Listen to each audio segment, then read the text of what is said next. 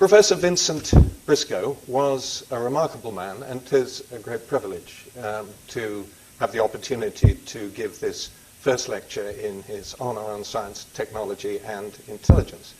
As well as being at the cutting edge of his scientific expertise, Briscoe had the important social skills required to communicate scientific discovery to semi-illiterate, scientifically semi-illiterate arts graduates. And it's for this reason, I think, that a senior intelligence officer, who I take to be an arts graduate, notes in the middle of World War II that Briscoe was, and I quote, "alert and active, with no sign of the temperamental eccentricities to be expected in a man of scientific attainments." So he knew how to dissemble, since he did have very considerable scientific attainments. Now, nobody doubts nowadays that 21st century intelligence agencies need a new generation of Briscoes. But the popular image of the influence of science and technology on intelligence work owes far more to fiction than it does to fact. Intelligence, after all, is the only profession in the world in which a fictional character is at least 100 times better known than any real intelligence officer, alive or dead. Now, of course, I'm referring to James Bond, who has been the brand leader in spy fiction and spy film for 50 years, which is longer, I think, than any brand leader has been brand leader in absolutely any area. I mean, even Coca-Cola has had more trouble with Pepsi than James Bond has had with that Hollywood wannabe Bond, who will never really make it. A majority of the world's population have seen and mostly enjoyed James Bond films, thus helpfully enhancing the reputation of British intelligence around the world and improving its recruitment possibilities. So let me give one example given me by a former intelligence chief, who, of course, I cannot name.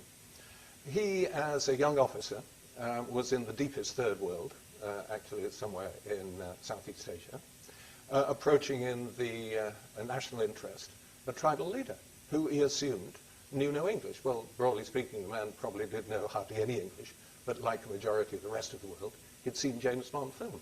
As our man approached him, he said, "Hello, Mr. Bond."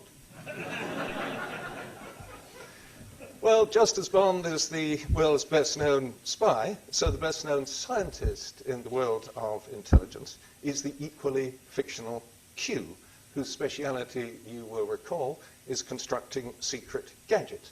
But for Q's gadgets, Bond would have been killed in only his second film, From Russia with Love, in which his life is saved by a high-tech homicidal briefcase.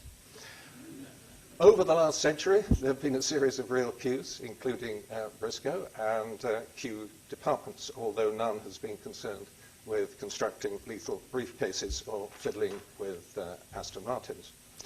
During the 2 centuries up to the Second World War, the assistance most frequently sought by British intelligence agencies from scientists was to help detect the secret communications of spies and foreign governments. Briscoe's first experience of intelligence work in World War I seems to have been to devise reagents to expose the invisible inks used by German spies in Britain. During World War II, he coordinates much of the work in this field conducted by the intelligence community and the censorship authorities. So that doesn't really sound very exciting, does it? Secret ink nowadays scarcely seems like the cutting edge of scientific research. But actually, it had fascinated some of Britain's best scientists for centuries. The very term invisible ink was invented in 1665 by none other than Robert Boyle, world famous for his discovery of Boyle's law. Boyle was a theologian as well as a scientist, an unusual combination nowadays, but not at the time. And Boyle writes in almost theological language of the reagents required to make letters written in secret inks, and I quote, confess their secrets. not, I think, the language of scientific reports nowadays. Breaking ciphers, however, was an even higher priority for British intelligence than dealing with secret inks.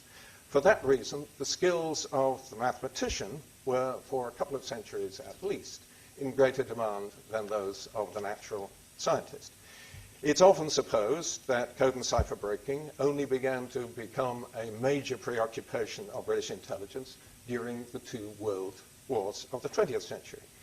In reality, it also played a key role in two of the most dramatic crises of Tudor and Stuart England: the execution of Mary, Queen of Scots, at Fotheringay Castle in 1587, and the execution of King Charles I in Westminster Hall in London in 1649.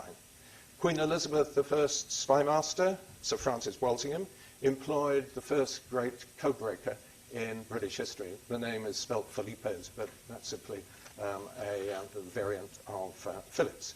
It's Phillips who decrypts the ciphered correspondence between Mary, Queen of Scots, and the wealthy young Catholic nobleman Sir Anthony Babington, which proves Mary's complicity in a plot to assassinate Elizabeth and leads to her execution for treason.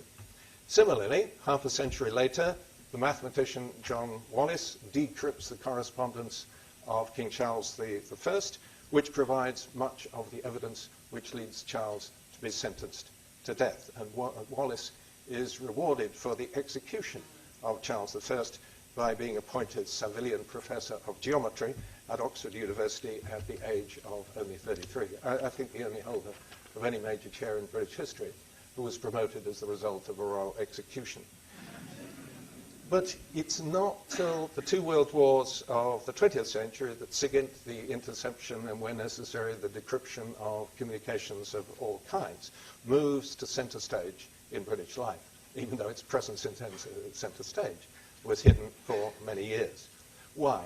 Well, because the 19th century invention of the telegraph and a radio had made it much easier to intercept communications. You didn't have to steal every single message sent by every messenger. You already had access to them. The problem was that the easier it became to intercept them, the more difficult the codes and ciphers were used to make unreadable the messages that were sent. The most important British SIGINT during World War I came from decrypting the radio communications between the German Admiralty, its warships, and its U-boats. That SIGINT changes the history of the war at sea. It's difficult to believe that the U-boats would have failed to break the lifeline between Britain and the United States in 1917 if by then their positions had not been known by SIGINT. And it's possible to argue, and I would argue, that we wouldn't have won the Battle of the North Atlantic in 1943 without very similar SIGINT. So back to 1914. For the first time at the outbreak of war, it becomes necessary in the 20th century to recruit a new generation of code breakers. Amazingly, Britain goes into the First World War with fewer code breakers than it had had under Queen Elizabeth I or during the Civil War. The man who is sent to recruit them is the Director of Naval Intelligence, because the most important messages are naval. His name is Alfred Ewing, and he's former Professor of Engineering at Cambridge University. And he goes back to his college in Cambridge, King's, and he brings back three extraordinarily talented code breakers. What is striking is that none of them were mathematicians, and indeed none of them were scientists as well. Prejudice against mathematicians in British public life at the beginning of the 20th century was far greater than it had been in the 16th, 17th, or 18th century. So instead of choosing mathematicians, he chooses artsmen with some amateurish but significant mathematical abilities. He selects classicists and ancient historians on the grounds that they have expertise in dealing with obscure messages, and the messages they're asked to decrypt are pretty obscure. One of the king's recruits, however, the classicist Dilly Knox, turns out to be a talented amateur mathematician and becomes probably the best codebreaker of the First World War.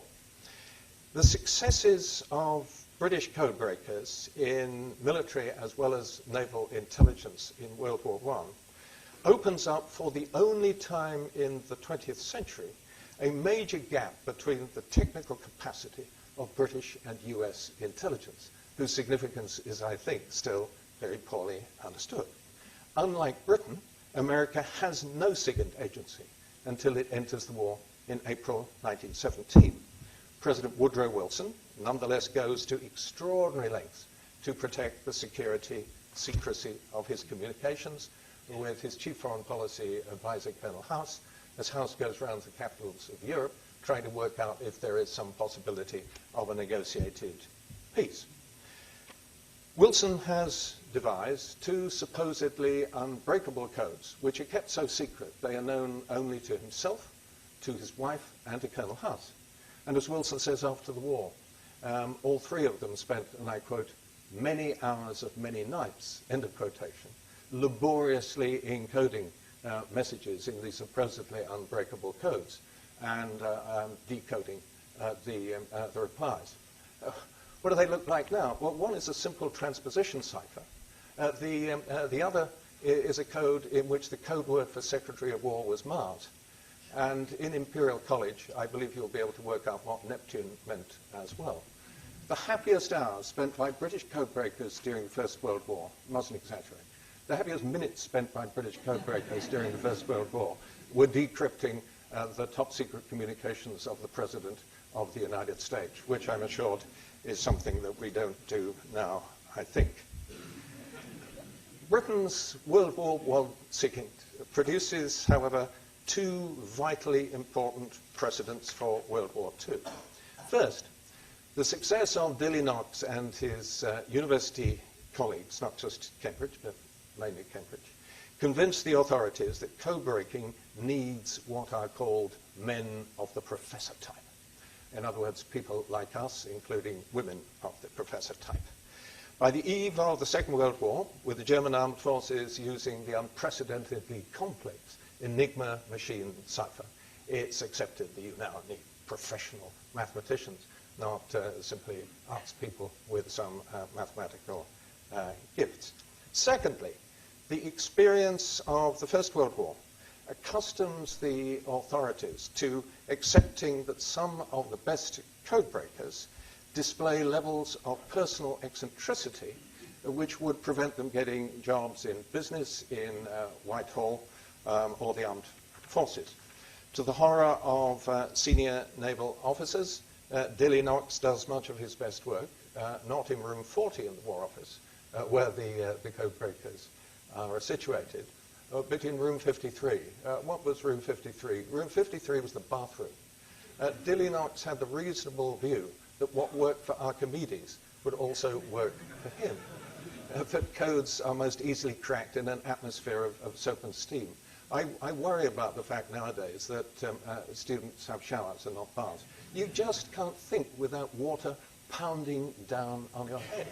My belief, and I can't prove this, is that taking regular hot baths, lying back and relaxing, could improve your BA result by at least 5%. But that's just a hypothesis. But for the precedent sent by Knox and others, it's difficult to believe that the even more eccentric Alan Turing, like Knox and like others, a fellow of kings, but unlike any in the First World War, a professional mathematician, and arguably the father of British computer science, could have been recruited in the Second World War to the SIGINT Centre at Bletchley Park. During his first weekend at Bletchley Park, Turing hid his life savings, which he turned into silver ingots, in the Bletchley Woods. And after the Second World War, he was a tragic figure as he went around trying to work out where on earth he'd put them. When I produced that story in the King's College Cambridge alumni magazine, King's Parade, I was delighted that one of those who'd helped him to look for them after the Second World War wrote in. Now, Turing and his colleagues didn't, of course, win the Second World War, but as many detailed studies show, they undoubtedly shortened it. World War II, thanks largely, but not exclusively to Bletchley Park, marks a major turning point in the relationship between science and technology on the one hand and intelligence on the other. For the first time, intelligence becomes a major driver of important new technology. And the prime example is, of course, IT. The world's first electronic programmable computer, codenamed Colossus, is devised at Bletchley Park in 1943 to decrypt German communications sent by an even more complex method than the Enigma machine cipher. After the Second World War, NSA, the much bigger and better funded US secret agency, commissions both the first IBM mainframes and the first Cray supercomputer, which is now on display at the National Cryptologic Museum just outside NSA. The United States' world lead in IT during the Cold War prompts a major Soviet intelligence offensive. The major method that the Soviet Union uses throughout the Cold War to catch up with the West in all kinds of technological endeavors is covert technology transfer on a scale which I think is still really to be taken seriously into account. Computers. The Soviet BSMN-2 computer, which goes into production in 1959, is only 1/16th as fast, excuse me for using an arts graduate's way of expressing speed, as the IBM 7090, which was introduced in the same year. And the backwardness of Soviet computers, of course, holds back the machine tool and other critical Soviet industries by depriving designers of advanced control systems. The modernization of Soviet technology thus depends on S&T, scientific and technological intelligence from the West, covertly obtained by Soviet bloc intelligence agencies. The East German Robotron microelectronics company, which constructed the KGB's as well as the Stasi's name trace system, wittily described itself in private as a subsidiary of IBM because it spent all its time attempting to clone IBM products. The only area in which the Soviet Union applied technology to intelligence more successfully than the West, at least until the middle years of the Cold War, is in the technology of surveillance. Unsurprisingly, because surveillance was a priority and conducted on a scale in the Soviet one-party state that had never been seen before in human history. It was actually Lenin that begins it. On the eve of the Second World War, the chief of SIS, better known as MI6, Britain's Foreign Intelligence Service, Sir Hugh Sinclair, expresses grudging admiration at the technical ability of Soviet intelligence to bug every conference room and hotel bedroom in Moscow, certainly not something British intelligence was doing in London at the time. The KGB's most important high-value target was the US Embassy in Moscow, which was penetrated from the moment that it opened in 1933. When a Navy electrician was eventually asked to carry out the first electronic sweep in 1944, he discovered 120 bugs in the first morning, and there is no improvement over the next decade in US Embassy security. In 1956, an eavesdropping device in the Great Seal of the United States, which hung above the ambassador's desk as he dictated telegrams to the State Department in Washington, was discovered to be relating every word that was dictated to the KGB.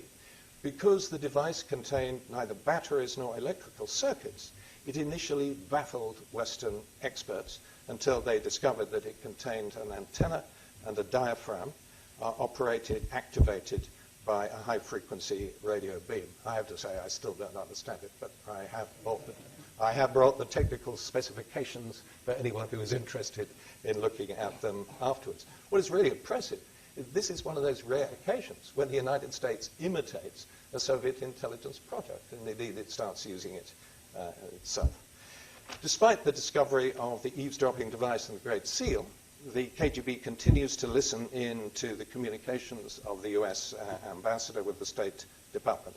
During the construction of a new US embassy in Moscow in the mid-1950s, the KGB conceals a new set of listening devices in the walls which aren't discovered until the mid-1960s. Shortly after Khrushchev has berated the US ambassador in Moscow at the time, Nikita Khrushchev, the successor of Stalin, he says, in effect, look, I know what you're sending back to the State Department, and you're entirely wrong. One of not an unusual example in which a Soviet leader boasts about his ability to decrypt Western communication. By far the only example. In 1983, the French embassy in Moscow discovers that bugs in its teleprinters have been relaying all incoming and outgoing telegrams to the KGB for the past 6 years. But with a few exceptions, and the technology of surveillance is almost the only one. Covert technology transfer during the Cold War is overwhelmingly from west to east and not the other way around. And the main priority, so far as the Soviet Union is concerned, is to gain access to high-tech defense technology. When does it begin? Well, it had begun before, but the real turning point is Hiroshima. After Hiroshima, the 6th of August, 1945, Stalin summons the scientist in charge of the Soviet atomic bomb project, Igor Kurchatov, and I think I'm not the only person in this room who's been to the Kurchatov Institute in Moscow. And he says to Kurchatov and his team, a single demand of you, comrades: provide us with atomic weapons in the shortest possible time. The world balance of power has been destroyed.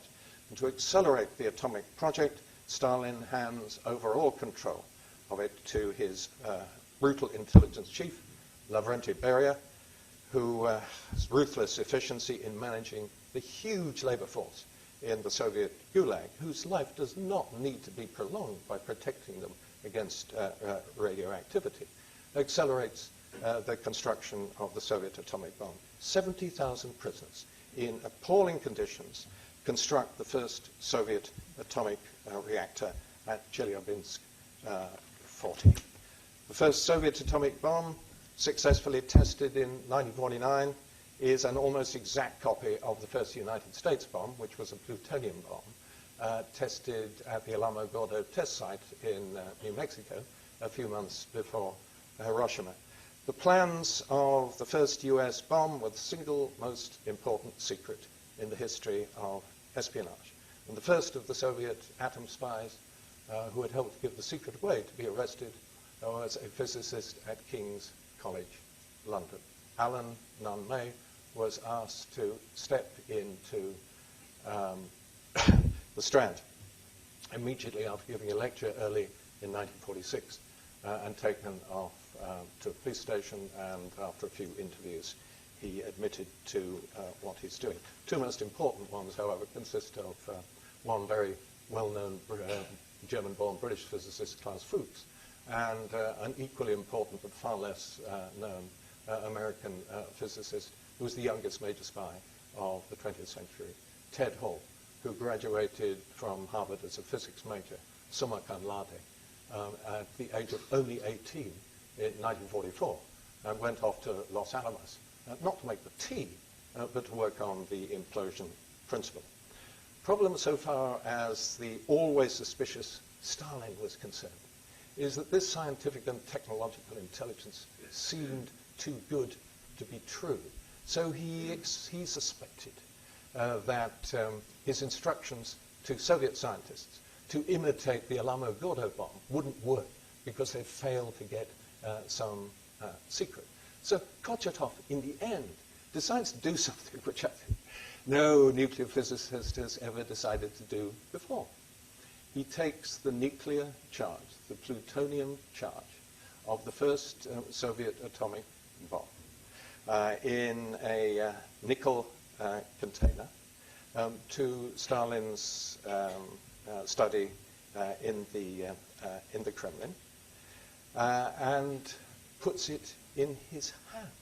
Stalin says, how do I know this isn't simply a lump of sparkling nickel? To which, according to the version, he never wrote it down himself, but according to the version that he gave to his assistant Golovin, and this is also the version that I was told when 20 years ago I went to the Kurchatov Institute, Kurchatov replies, "Feel it, Josip Vissarionovich," who was Stalin. "The ball is warm. If it was iron, it would be cold." "Why is it warm?" demands Stalin.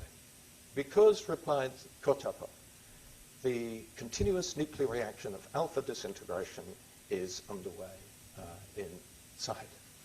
Now, one of the most remarkable conversations I've ever had in my life was when I interviewed some years later the youngest major spy, as I've said, of the 20th century, and certainly the youngest major scientific spy, Ted Hall, who by that point, finding things rather hot for him in the United States, was working at the Cavendish in Cambridge and living in the same street to me.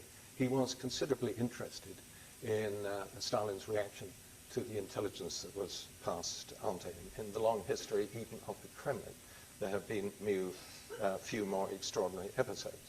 And the nickel ball containing the plutonium charge was, of course, a few months later at the heart of the first Soviet atomic bomb, exploded in the Kazakhstan test site. But the atomic bomb is only one of thousands of Soviet scientific and technological operations against the United States during the Cold War. We know from material brought from the KGB archives to Britain by the dissident KGB archivist Vasily Mitrokhin at the end of the Cold War that in 1975 the KGB's S&T Directorate were running no less than 77 agents, as well as 42 confidential contact being somebody who would provide secrets, but wouldn't necessarily operate under instruction, all against American targets, chiefly in the defense industry, inside and outside the United States. Unlike Fuchs, unlike Hall, unlike Nanmei, unlike other ideological S&T agents during the Second World War, these are mercenary agents working for personal gain, able to take advantage of the sometimes dreadful security of the US defense industry. The most advanced defense industry in the Western world, and arguably the one with the weakest security. Throughout the Cold War, the United States remains a more important S&T target for Soviet intelligence than the rest of the world combined. And we have material from a series of high-level Soviet defectors, which more or less agrees with each other. In 1980, 61.5% of Soviet S&T comes from American sources, 10.5% from West Germany, 8% from France, 7.5% from Britain, 3% from Japan. In the same year, 1980, 1,085 S&T collection operations are successfully completed, benefiting, according to secret Soviet statistics, 3,396 Soviet R&D projects. According to another KGB report noted by Mitrokhin, over half the R&D projects in Soviet defense industry depended on S&T from the West. First and foremost, of course, the United States. Pentagon estimates were even higher. Well, we don't know the exact figures, but whatever the exact figures, I think it is possible to arrive at one conclusion which is contained in no history of the Cold War, and it's this, that both sides in the Cold War, not just the Warsaw Pact, I beg your pardon, not just NATO, but the Warsaw Pact as well as NATO, depended on US defense industry. Except in the defense industry, however, the sclerotic Soviet command economy was unable to make use of most of the S&T that it received. And here, may I suggest, some wonderful research projects, which I tried some years ago to get going in a collaboration between Cambridge and MIT. I failed. They remain, in my view, wonderful research projects. We know that covert technological transfer took place on an unprecedented scale during the Cold War. And we know that it had a major impact on Soviet defense industry. But we do not know how it worked at the shop floor level. We do not know in any detail why it was that civilian industry could not cope with it. Now, there's no possibility of going to Moscow and saying, I'd like to interview some of the people who are involved in covert technological transfer. But it is possible in Germany because Robotron, the former East German microelectronics factory is, of course, the people who work in there are now German citizens. I've met one of them. And it seems to me that there is an absolutely wonderful project interviewing these people, looking at what Robotron records survive, and seeing how in IT a secret technological transfer works on the ground. So it would be wonderful if there was somebody here today who was interested in following up that project. I can't do it. I don't understand IT well enough.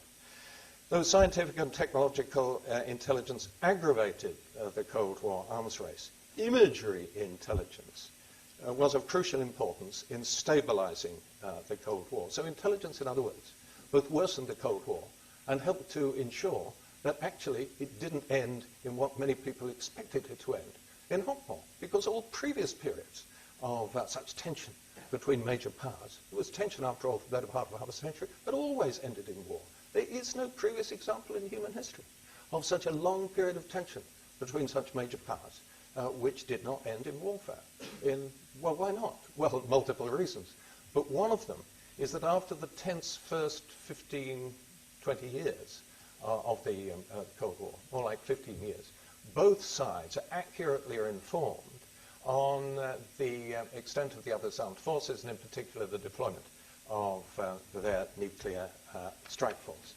And the imagery intelligence which provides that, initially from spy planes, then from spy satellites. And by the way, one of the, I think, unnoticed major anniversaries of this year is the 50th anniversary of the beginning of spy satellites. They changed not simply the history of intelligence technology, they changed the history of international relations. And this is the result of a great scientific initiative in the United States, presided over by President Dwight D. Eisenhower.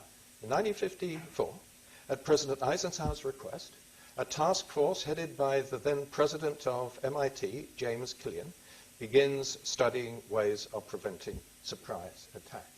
It's that committee which gives rise to the world's first spy plane, the U-2, which, because it's being run by the CIA rather than by defense bureaucracy, takes only 7 months to go from the signature of the contract with Lockheed in December 1954 to the first test flight in July 1955.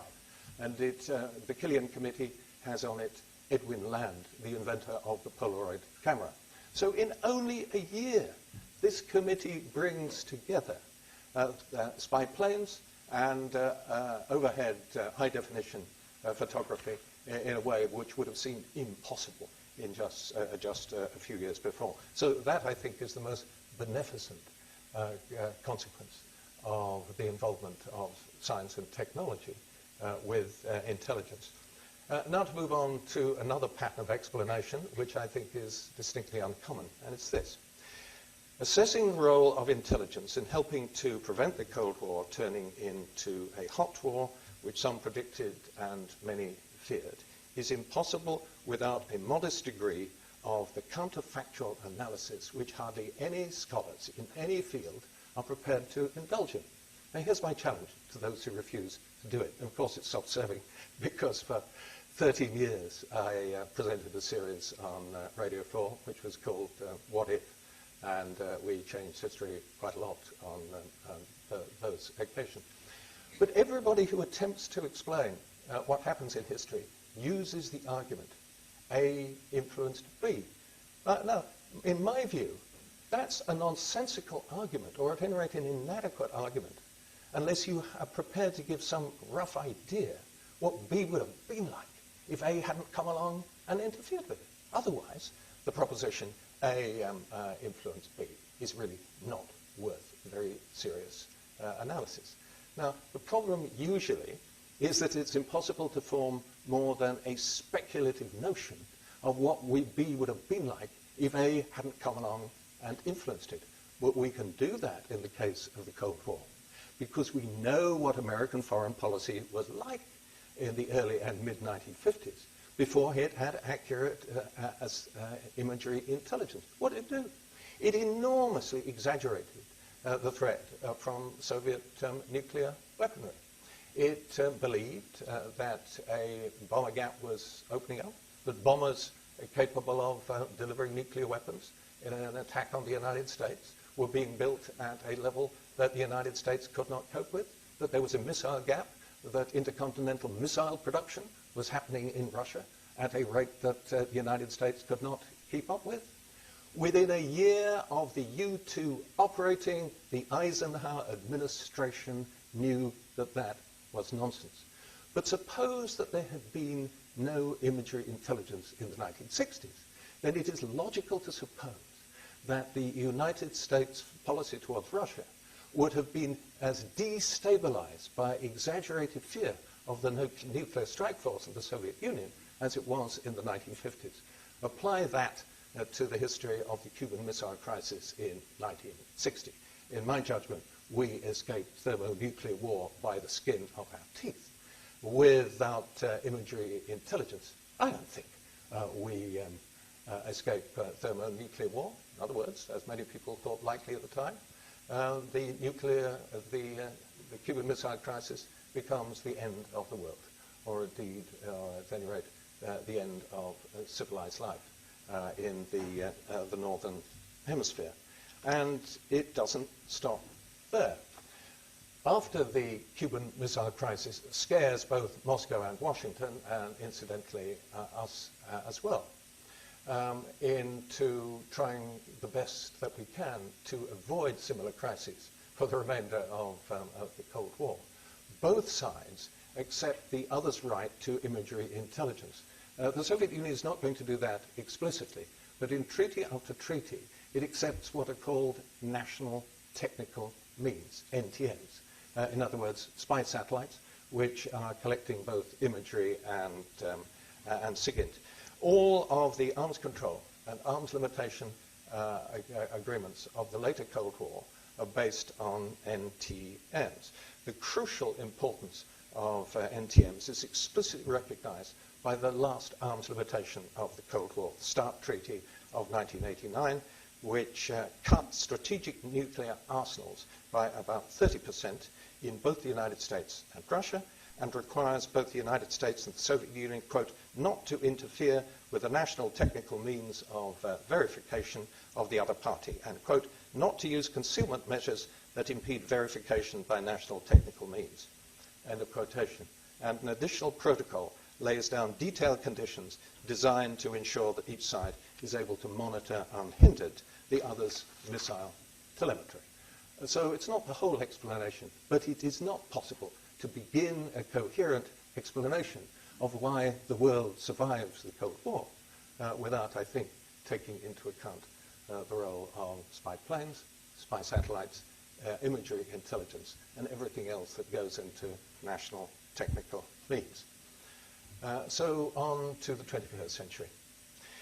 Intelligence in the 21st century will require even more support from science and technology than it did in the 20th century. Last week, the government published the first ever long overdue British National Security Risk Assessment, or NSRA, the latest addition to the Whitehall alphabet soup, which is currently spiraling out of control and making government policy increasingly incomprehensible to those without a dictionary. The objective of the long overdue NSRA is, quote, to assess and prioritize all major areas of national security risk, domestic and overseas, end quotes. The first two priorities among the tier 1 risks which are listed in the report are international terrorism by Al-Qaeda and its fellow travelers on the one hand and cyber warfare on the other. The key to counterterrorism operations remains surveillance of suspected terrorists authorized by Home Office warrants, as virtually all of them in the files that I've looked at have been.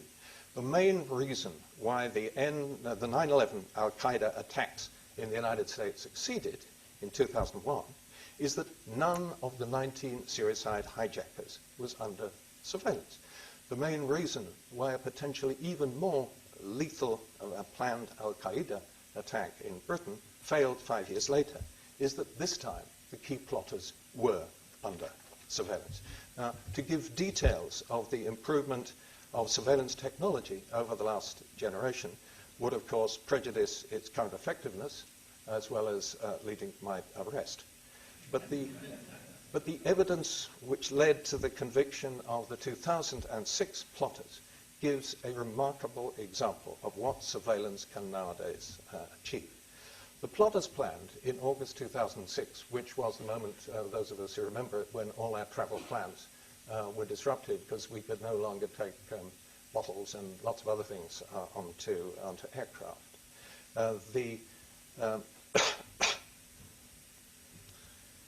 The moment at which this happened was a moment at which the plotters had planned to put suicide bombers on 7 planes leaving from Heathrow for great North American cities during a 3-hour period, so that if anything wrong was discovered on one of the planes, it would be too late to do anything about any of the other planes. And if, as was planned, some of them had exploded the bombs as they were actually landing on great American cities, then the loss of life would have been even greater than on 9/11. The bombs on board were to consist of apparently innocuous soft drink bottles with their tops and the seals on the tops still intact, but from which the soft drink had been removed by syringe through that little bubble in the bottom of soft drink bottles and replaced by an explosive consisted of concentrated hydrogen peroxide. And what was the detonator to be? Well, the detonator was equally unsuspicious. The flash units with invisibly doctored batteries on disposable cameras of the kind that you can still purchase at just about any airport.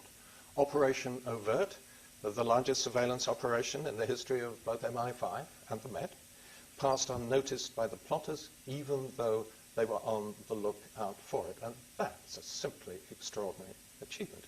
From the moment the plotters began to construct the bombs in North London, however, they were under constant surveillance by both hidden camera and eavesdropping devices. Though the plotters were arrested before the bombs were ready for use, a bomb whose construction was completed by an explosives expert blew a hole in an aircraft fuselage, and all of them would have been capable of doing that. After the arrests, and I was allowed to say this in the paperback version of my book, MI5 staff in the Thames House basement restaurant, the biggest room in Thames House, were shown surveillance footage of the bomb making and heard dramatic extracts from the plotters' martyrdom videos. And since I was the MI5 official historian at the time, I was present in the restaurant. It is by quite some margin the most dramatic briefing I have ever heard. It was easy to imagine the martyrdom videos being broadcast as Al-Qaeda had intended in the aftermath of what would have been the most devastating terrorist attack in aviation history. And when I produced the hardback version, the trials were still going on over 3 years after the original plot, but they're over now, so I'm able to include details in the paperback. Now, for even further into the future, the head of Israeli military intelligence forecast a decade ago that just as the 20th century had added a third dimension to warfare, had added the aerial dimension to previous warfare by land and sea, so the 21st century would add a fourth dimension, the dimension of cyber warfare. And so it has come to pass. In 2008, only 2 years ago, an infected flash drive was inserted into a US military laptop in the Middle East by, it is believed, a hostile foreign intelligence agency.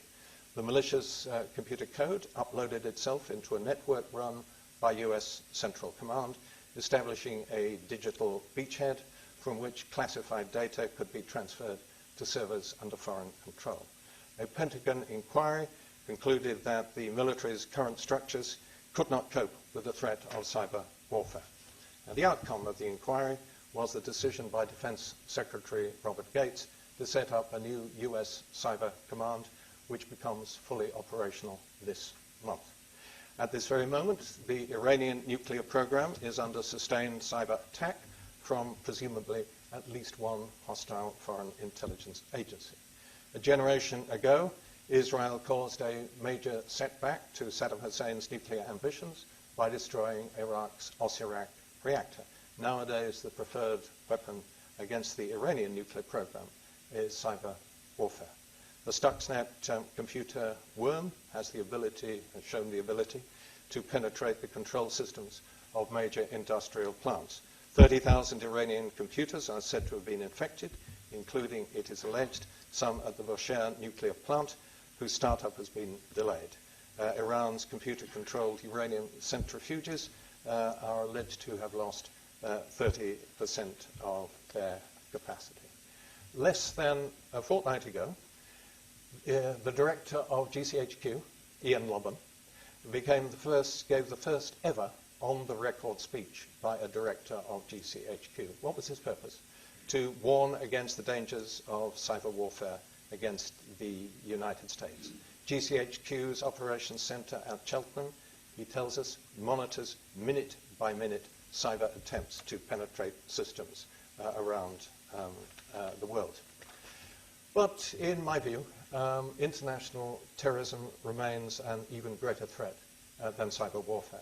Nuclear terrorism has passed from the unconvincing plots of James Bond films to being identified by President Obama at the world's first nuclear summit earlier this year as the main danger to global security now and for the immediate future. Seen in long-term historical perspective, which threats, alas, really are. A terrorist attack using WMD is inevitable, though in the foreseeable future it's more likely to take a radiological than a nuclear form, a dirty bomb, in other words, rather than a nuclear explosion. Why do I think that? Well, because if one looks back over the 3,000 years of recorded history, and actually you can look back a little bit further than that, you use other evidence, there have been only, I think, two major constants in human history. First is human nature itself. Though most human beings, like us, are reasonable people, there have always been a minority of fanatics determined to impose their beliefs and authority on the rest of us, whatever the cost. The 21st century is really not likely to be the only century in human history without a single Hitler and without a single Stalin. The good news is that the 21st century Hitlers and Stalin are not going to control states. There's not going to be, in my rash view, another Hitler in Berlin. There's not even going to be another Stalin in Moscow. Their 21st century successors are going to be the leaders of transnational terrorist groups like Osama bin Laden and of rogue regimes on the margins of the international system. So in terms of their political power, they're less powerful than they were. Unfortunately, in terms of their destructive power, they're becoming more powerful than they were. Why? Because once again, if one looks in long-term perspective, the second great constant in human history is that all human inventions spread around the world without any exception whatever, and without any possible exception whatever. The main difference over the centuries is that what used to take a long time in terms of proliferation now happens really rather quickly. It's over a decade since bin Laden told his followers that obtaining WMD to use against us, Jews and Crusaders, as he called us, is their religious duty. A year before 9/11, without realizing it at the time, MI5 counter-proliferation operations disrupted a first attempt by Al-Qaeda to obtain material in Britain to develop biological weapons. The ambition of Diran Barrett, the chief Islamist plotter arrested as a result of MI5's Operation Rhyme in 2004, was to explode a radioactive dirty bomb in Britain. And though, as Barrett admitted, he failed to make the contacts necessary to achieve his ambition, other terrorists will try to succeed where Barrett has failed. Look, there are only two possibilities.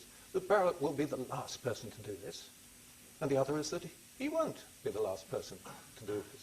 And the next person to do it may not succeed, but is likely to get a little bit closer. At least that's my view. Well, what's my final conclusion?